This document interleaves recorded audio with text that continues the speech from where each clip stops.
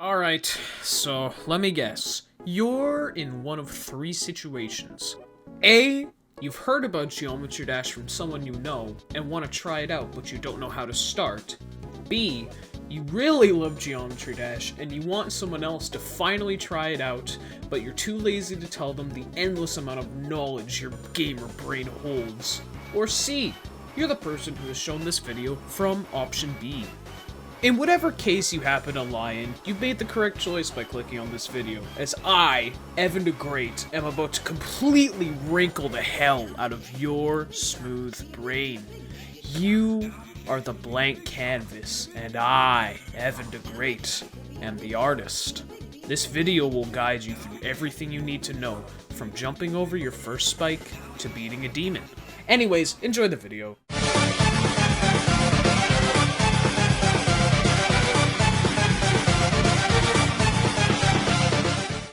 Alright, before we get you dashing, let's lay out some rules first. 1. Although I've been playing this game for 6 years, I may miss some things. If you'd like to know something more about a specific topic, I highly recommend you look at the Geometry Dash wiki. You can also look at the comments under this video because I'm sure I'm gonna be flamed for things I got wrong or missed. 2. I won't be going through creating your own levels. I'm absolute garbage at creating if you can't tell already. However, I will talk about something you can do with the editor that doesn't involve making a level. 3. If post-production Evan is smart enough, I'm sure he'll label the video into sections so you can navigate the video easier if you want to jump to a specific part of the video. With all that being said, let's just jump into it.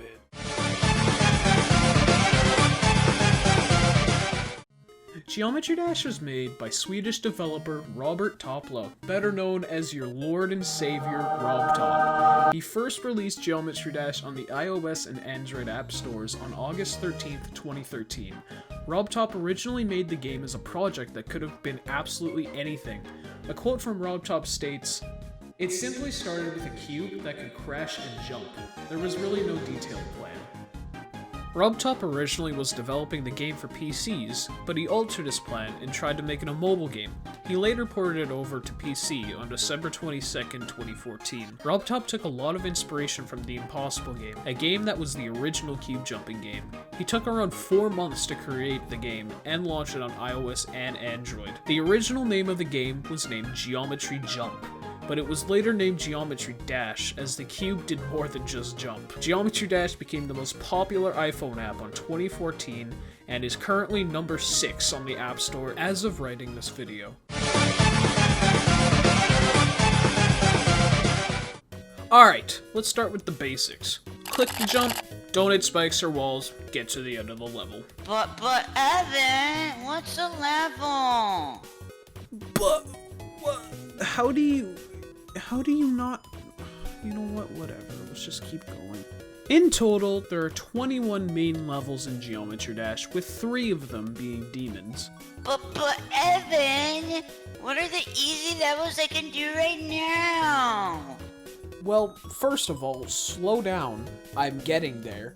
Second of all, there are 7 difficulty ratings in levels: auto, easy, normal, hard, harder, insane, and demon.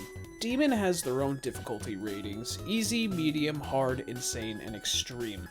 Rob Top originally didn't intend to add extreme demon ratings, but if you give a gamer a mouse, a monitor, and a cube that jumps, some crazy shit can happen. Alright, let's throw you into your first level.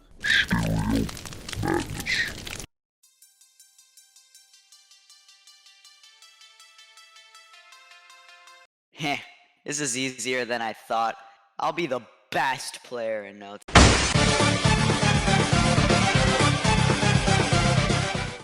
There's 7 game modes currently as of 2.1, those being Cube, Ship, Ball, UFO, Wave, Robot, and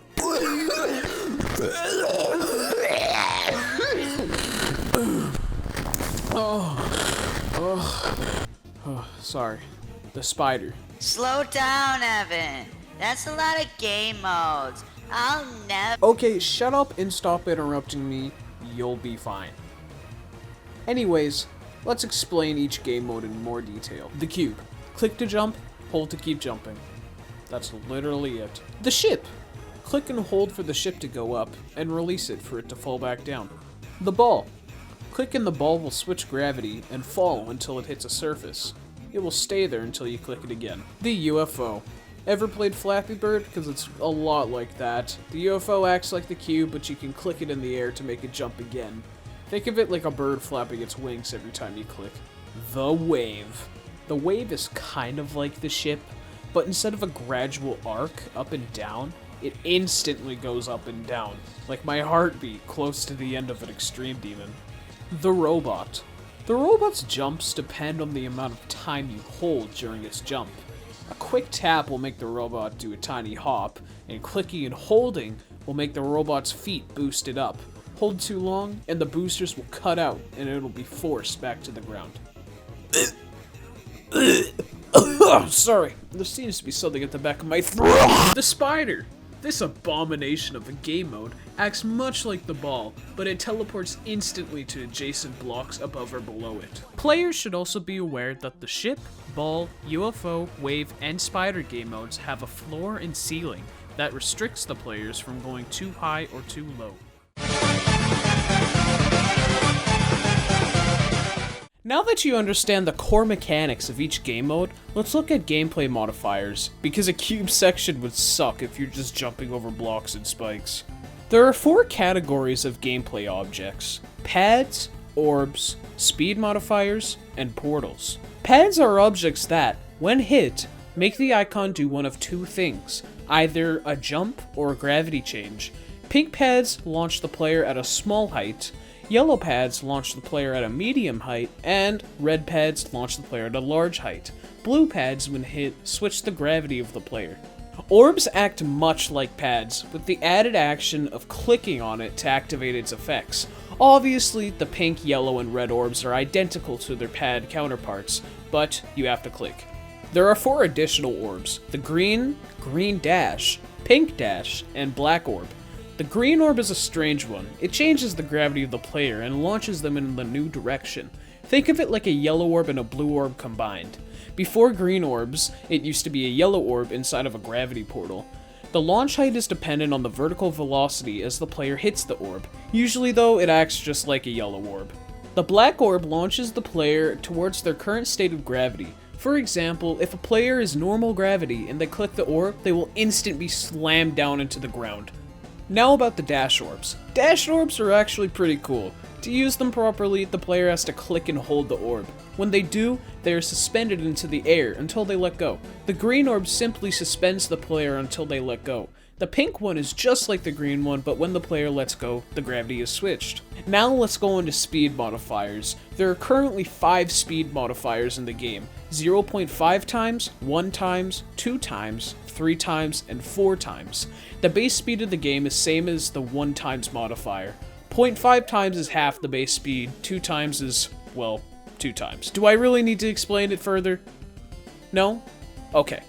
Alright, let's move on to portals. There are 6 different portal types: gravity, mirror, size, dual, teleportals, and form portals. Gravity portals, when passed through, change the gravity depending on the portal's color. Blue is normal gravity and yellow is inverted. Mirror portals will reverse the screen's direction. Blue mirror portals make the screen left to right, and yellow portals make the screen right to left. Size portals, when passed through, change the size of the player. Green portals make the player the default size, and pink portals shrink the players into their mini counterparts. When the player is in mini form, the mechanics of the game mode changes. The cube does smaller jumps, both the ship and the ball ascend and descend faster, the UFO does smaller hops and descends faster, the wave ascends and descends faster at a steeper angle, the robot has smaller jumps and descends faster, and finally, the spider has no gameplay changes, and it's just smaller. Dual portals, when passed through, create a second icon with inverted colors and gravity. Both icons are controlled with one input unless 2-player mode is enabled. The yellow portal activates dual mode, and the blue one stops it. Teleportals, when entered, teleport the icon along the y-axis from one portal to another. You can only enter through the blue portal and end up popping out the yellow one. Finally, there are form portals. When passed through, your icon changes game modes. The cube portal is green, the pink portal is ship, red for ball, yellow for UFO, blue for wave, white for robot, and purple for spider. Alright, let's talk about hazards. There are spikes, saws, gears, scythes, and what I am dubbing right now, ninja stars. These will obviously kill you, so try not to touch them. There's also monsters. Chompy Boy with wings, and the most magnificent creature of all, Floor Boy. Now, let's talk about gameplay design blocks. If it looks like a square, it's probably a block. There's a shit ton of blocks, so I'm not covering them in this video. There's also slopes which act like stairs, and there's also a shit ton of them, so I'm not going to cover those either. Then, there's the 4 trigger blocks. They're invisible to the player aside from the editor. D blocks make the wave slide on blocks, J blocks stop hold to jump after an orb use, S blocks stop dash on contact, and finally, the H block lets the cube hit its head on the bottom of blocks without suffering a concussion. Now on to the best section of this video, the tips and tricks section. Tip 1. Try to count. Counting clicks can help in memorization and UFO parts. Tip 2. To straight fly correctly, click in a rhythm. This also applies to the wave. Tip 3. Practice straight flying on slower speeds. It's generally known that higher speeds make straight flying easier.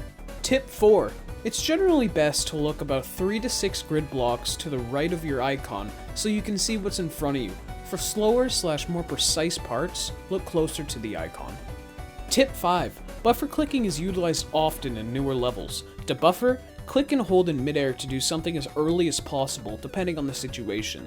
By doing this, you can activate orbs right as you touch them, flip the gravity as the spider / ball as soon as they hit the surface, jump at the UFO as soon as you enter the portal, or jump as the robot right when you land on a surface. Tip 6. Practice, practice, practice. Tip 7. If you're not pushing yourself and trying to beat harder levels, you're not improving.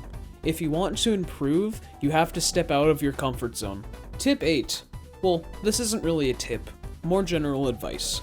The game is about having fun. Don't get frustrated over levels. It's not really worth it. Tip 9. The editor can be used to place start positions on specific points in the level. This is useful for demons as you can practice a part until you're consistent at it. If the level is a mega collab, which is a level made by a group of creators, practicing creators' individual parts is a no-brainer. Tip 10. My rule of thumb is to practice a level until you can beat it in under 10 attempts on a practice run. This applies to all levels. And finally, tip 11. Don't use the spacebar, it really sucks. That's all. You did it. You watched the entire video. Hopefully, this guide gives you that extra edge you need to begin.